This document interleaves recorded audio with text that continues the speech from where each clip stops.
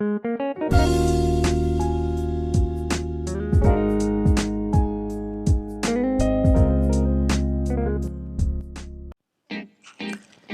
bismillahirrahmanirrahim. Assalamualaikum warahmatullahi wabarakatuh.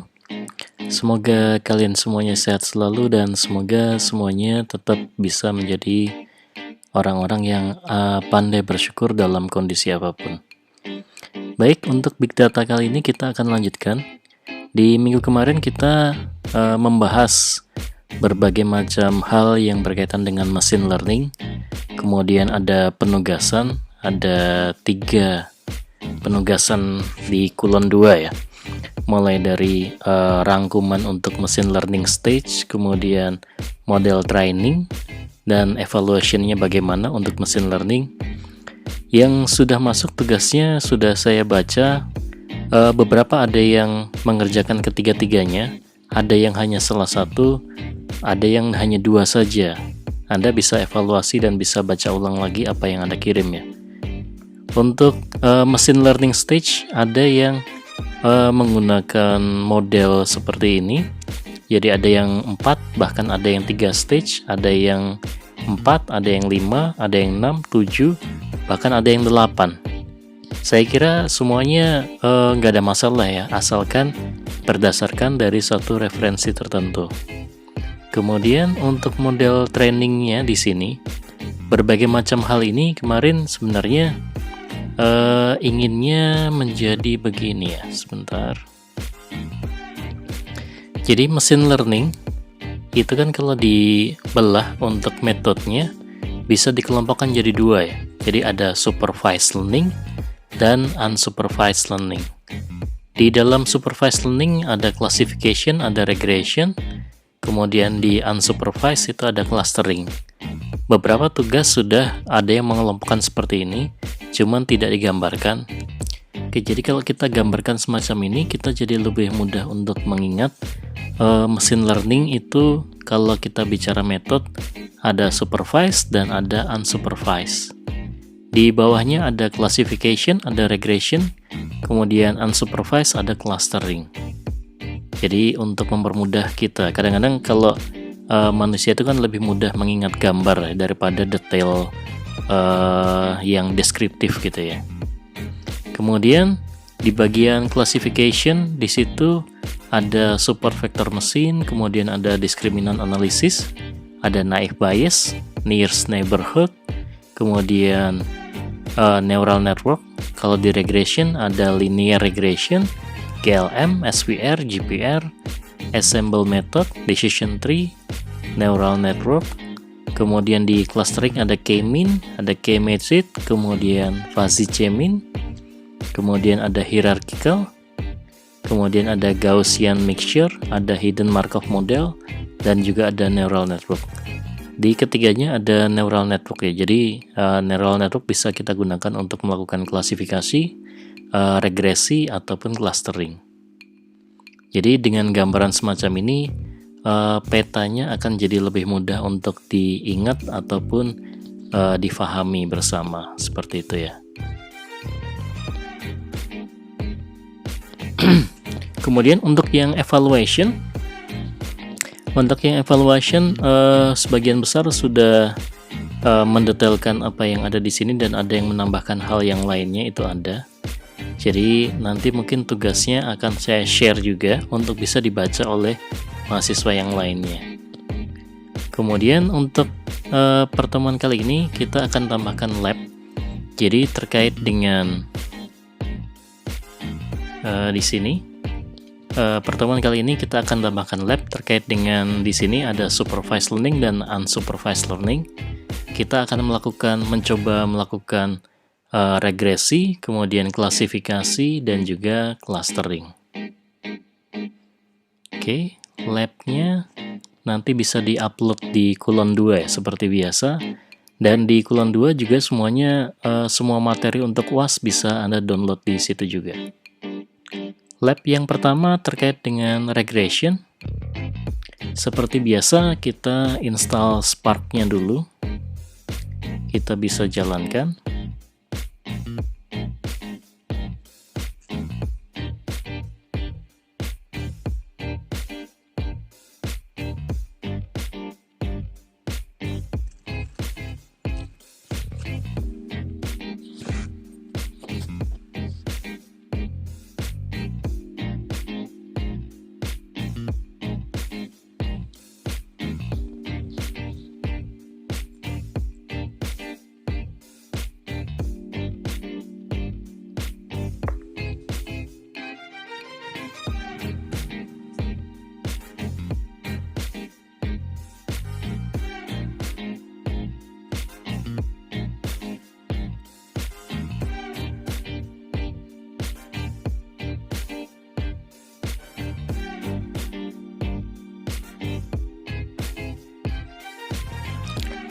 Oke, kemudian setelah kita install Spark-nya, kita setting environment-nya.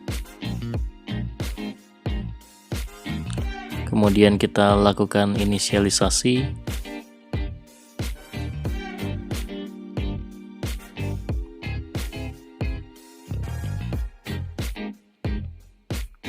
Nah, kemudian kita upload filenya.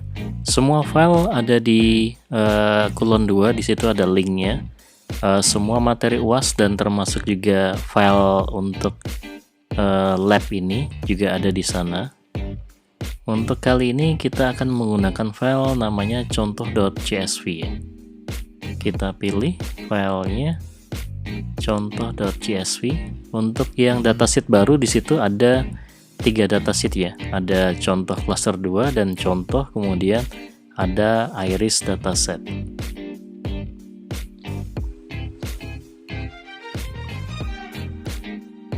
Oke, kemudian kita load datanya tadi. Setelah kita load, nanti kita akan coba visualisasikan. Jadi datanya kalau divisualisasikan dalam grafik itu plottingnya bagaimana gitu ya. Kali ini kita menggunakan library matplotlib. Jadi data yang ada di data contoh tadi itu seperti ini. Kalau kita lihat sebagai mata manusia ya, mungkin kita bisa membayangkan sebuah garis yang menjadi sebuah solusi linear seperti itu ya. Jadi kalau nanti ditanya misalnya, kalau nilainya 6 itu berapa gitu, atau 7, jadi solusinya berupa garis linear lurus semacam itu ya. Kemudian kita akan coba bikin mesinnya. Kali ini kita akan melakukan regresi menggunakan mesin isotonic regression. Kemudian kita periksa data awalnya. Data awalnya seperti ini, 2 buah data yang berkaitan satu dengan yang lainnya. Kalau X-nya 4,1, di sini Y-nya 2,6 dan seterusnya. Kemudian untuk bisa dilakukan pelatihan, kita akan persiapkan datanya menggunakan vector assembler. Oke, setelah siap, kita coba lihat hasil dari vector assemblernya. Dia akan membuat sebuah feature. Jadi tadi yang berpasangan 4,1 dan Y-nya 2,6, di sini menjadi sebuah feature datanya 4,17 dan seterusnya gitu. Seperti itu ya. Jadi jadi satu data. Kemudian kita lakukan pelatihan. Oke, setelah kita latih datanya, kita akan coba uji datanya. Nah, kali ini kita akan membuat data random 100 data. Kemudian kita sesuaikan format datanya untuk inputan di dalam modelnya. Kita cek beberapa data awalnya seperti ini, 0,0, 0,1 dan seterusnya. Kemudian kita bikin vector assemblernya untuk data ujinya ya. Kita namakan test_vec. Kita periksa. Nah, jadi semacam ini. Kemudian kita lakukan prediksi dari model dan data ujinya tadi. Data ujinya tadi test_vec tadi ya. Kita coba transformasikan, kita menggunakan fungsi transform. Kita periksa hasil prediksinya. Oke. Di sini value, feature, kemudian prediction-nya. Nah, kita untuk bisa melihat lebih jelas, kita lakukan visualisasi dari prediksinya. Nah, di sini kelihatan jelas visualisasinya. Ternyata memang pemikirannya sama seperti pemikiran kita sebagai manusia. Dia akan dipetakan, dipolakan sesuai dengan mirip dengan garis yang ada yang kita pikirkan tadi ya. Jadi data ujinya juga dipetakan di situ sesuai dengan terciptanya si model tadi.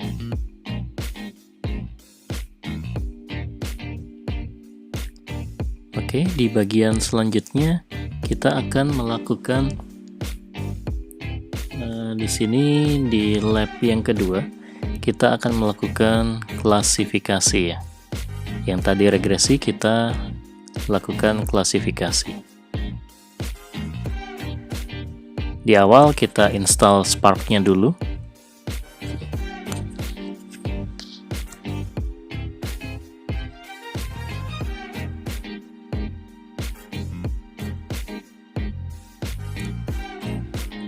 Saya akan coba zoom biar lebih jelas ya.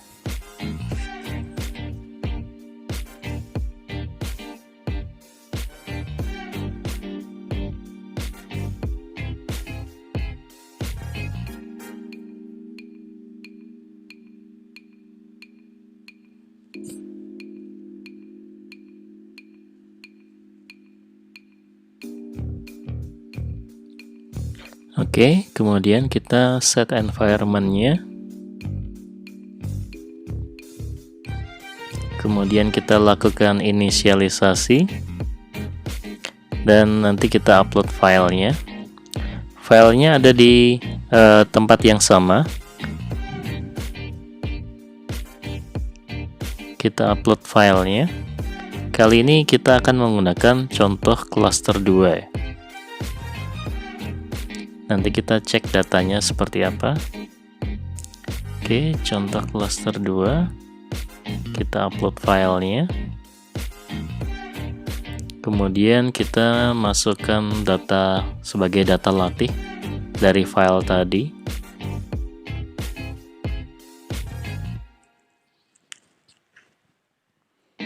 Kita coba lihat data latihnya.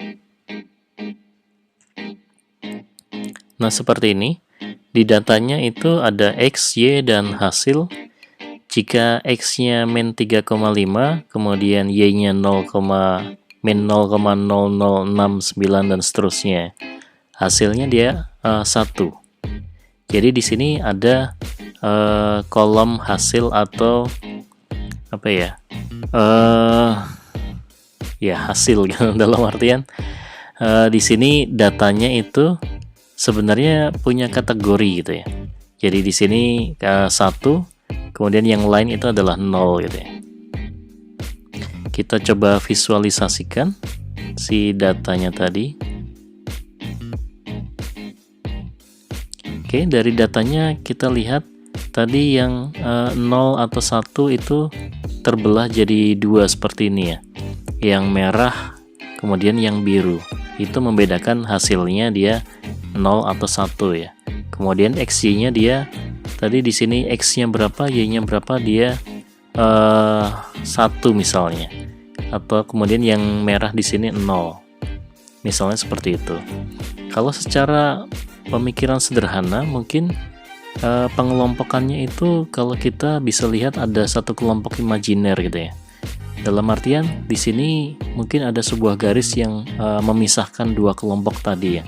Kalau di kiri atau di kanan dia ikut kelompok kanan, yang di kiri ikut kelompok yang kiri. Semacam itu. Nanti kita akan coba sudah kita siapkan beberapa mesin yang bisa dicoba untuk bisa melihat hasilnya. Dan nanti kita uji dengan data random juga. Kemudian di sini kita sudah siapkan beberapa mesin untuk klasifikasi. Yang pertama kita gunakan logistic regression. Nanti silahkan dicoba untuk random forest ataupun GPT C classifier ya. Kemudian kita periksa data latih untuk awalnya sama seperti tadi. Kemudian kita siapkan datanya ke format yang bisa diterima. Kita menggunakan vector assembler untuk bisa dapat feature-nya ya. Di sini hasilnya dan juga di sini feature-nya semacam itu. Jadi 1. Kemudian kita lakukan pelatihan. Pelatihan di sini menggunakan fungsi fit ya. dari data latih hasil dari vector assembler tadi. Kemudian kita akan uji dengan membuat 2000 sampel data. Di sini menggunakan NumPy, kita random 2000 data ya.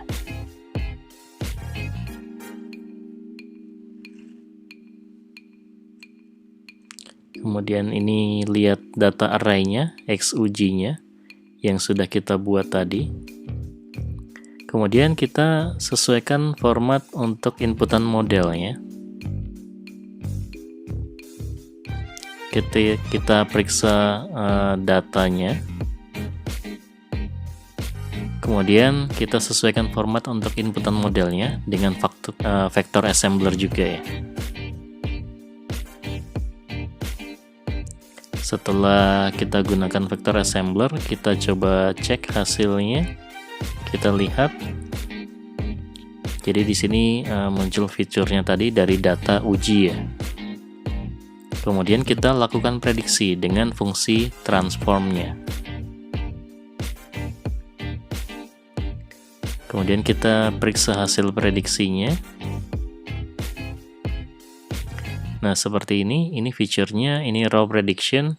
Kemudian yang di sini adalah probability dan prediction-nya. Yang baris pertama dia masuk ke 0, 2, 0, 3, 0, dan seterusnya ya. Lebih enaknya lagi kita akan coba lihat kalau kita visualisasikan nih.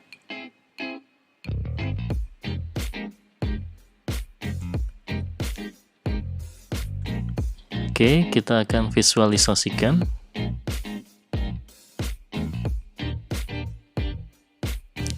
Nah, setelah divisualisasikan, ternyata seperti dugaan kita tadi ya, ada semacam pembatas di mana membedakan antara kelompok satu dan kelompok yang kedua. Jadi yang tercetak tebal di sini itu adalah data latih ya, data latihnya tadi. Ini juga data latih, dan yang tercetak samar-samar itu semuanya adalah data ujinya. Jadi 2000 sampel data random tadi itu kalau dipetakan di sini dia ikut kelompok yang kuning atau ikut kelompok yang ungu, semacam itu. Untuk mesin yang lain silahkan nanti Anda bisa coba juga.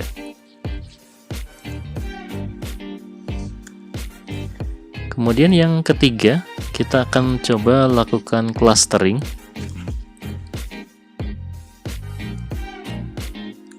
Kita akan install Spark-nya dulu.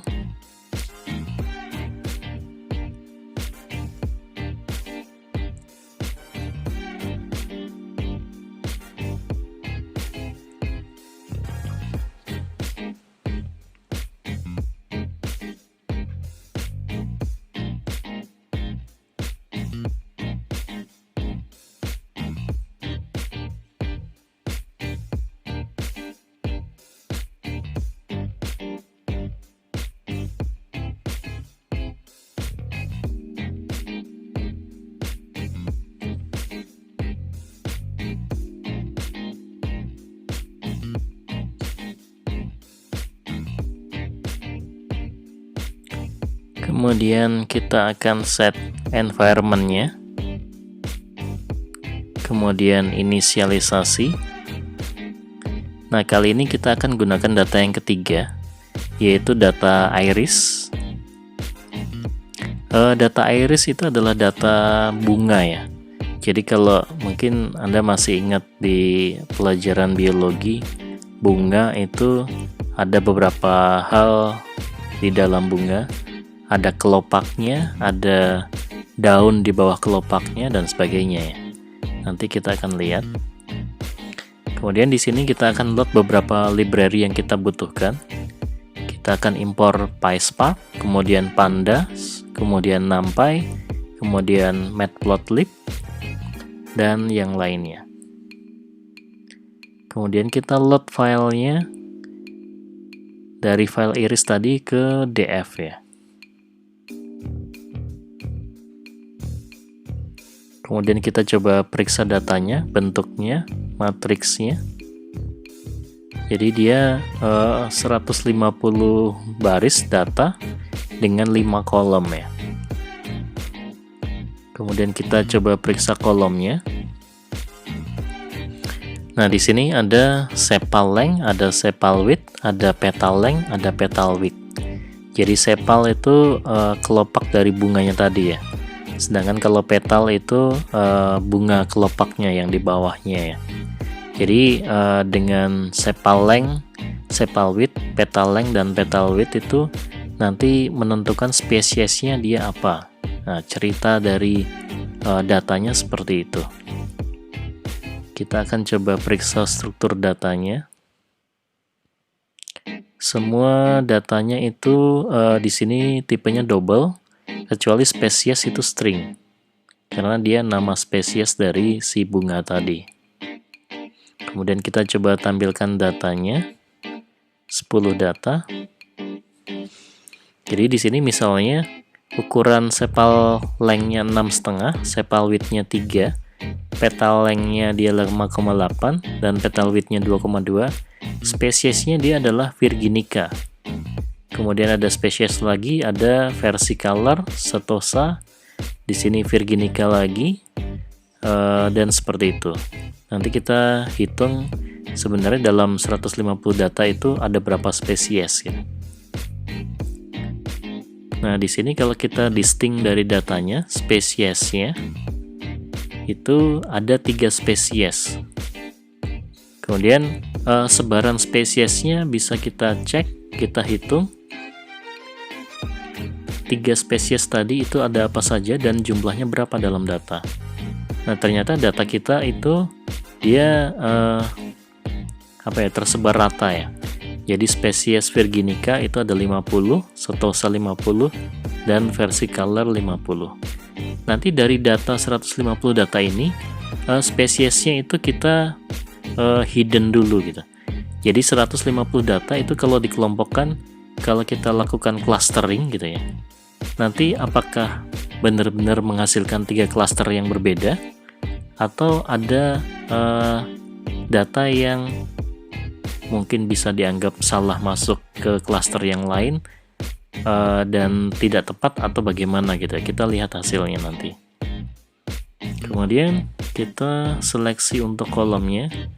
Jadi yang kita masukkan nanti hanya sepal length, sepal width, petal length, dan juga petal width. Kemudian kita ubah data tadi dengan vector assembler. Kemudian kita coba lihat kira-kira dari data itu, kalau kita tentunya kan kita untuk lakukan clustering itu mau di cluster berapa kelas misalnya, apakah 2, 3, 4, 5. Kalau kita lihat hasilnya tadi sebenarnya ada 3 kelas gitu ya. Cuman untuk clustering itu kan kita biarkan mesin itu bekerja mengelompokkan sendiri sesuai dengan data yang ada gitu. Nah, kita di sini akan mencoba melihat kalau kita kelompokkan mulai dari 2 sampai 10 itu dia akan punya jumlah kuadrat jarak itu berapa gitu ya. Jadi nanti kita bisa menentukan yang paling tepat itu kita lakukan berapa klaster gitu. Kita tentukan berapa klasternya. Nah, kalau 2 itu jumlah jarak kuadratnya 152, kalau 3 142, dan seterusnya. Kemudian kita coba periksa masing-masing klaster kalau kita petakan. Nah, kalau kita petakan bentuknya seperti ini. Jadi kalau 2 klaster seperti ini, 3 klaster, 4 klaster, 5 klaster, dan seterusnya. Sebaiknya pemilihannya itu ada pada area yang melengkung gitu ya. Dalam artian, kalau semakin banyak klaster yang ada, mungkin nanti bisa jadi datanya ya semakin detail, tapi yang terjadi adalah overfitting gitu.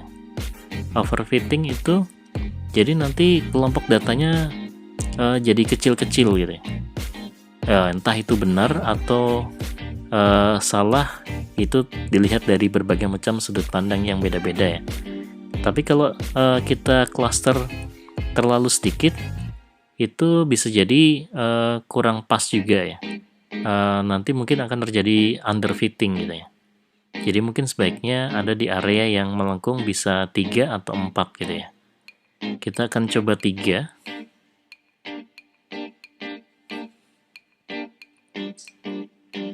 Nah, oke. Memilih K-nya 3, kemudian kita latih modelnya. Kemudian kita periksa pengelompokannya. Nah, di sini dikelompokkan ternyata prediction-nya yang diprediksi sebagai kelompok 1 itu ada 96. Kemudian yang diprediksi menjadi kelompok 2 itu ada 24 dan yang diprediksi 0 itu ada 30. Jadi tidak sama seperti data kita. Tadi kan data kita 50 itu semuanya rata untuk 3 kelompok gitu. Di sini kelompok 0 30, kelompok 2 24, kelompok 1 96. Kita akan coba lihat prediksinya. Kolom prediksi. Kita periksa hasil prediksinya.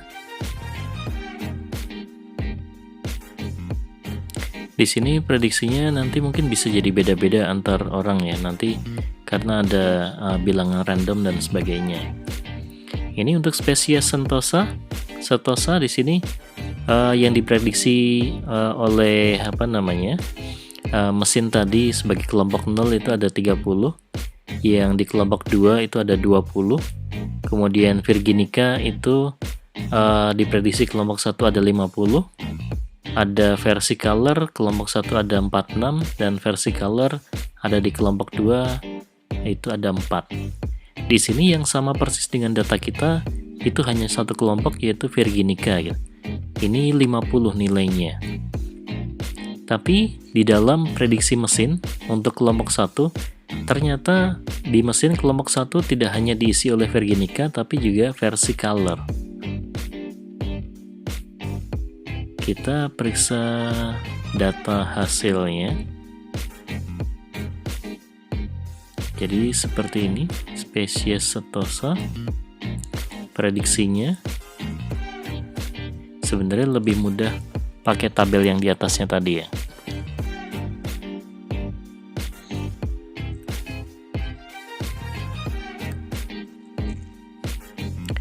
Oke, kita akan coba lakukan mapping ya.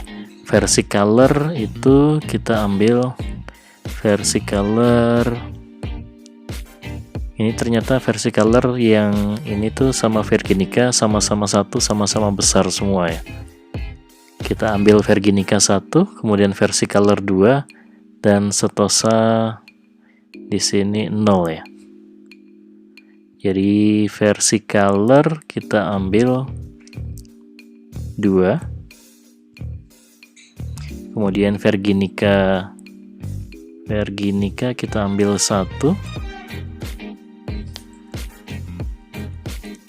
dan Setosa di sini kita ambil yang paling tinggi adalah 0 ya.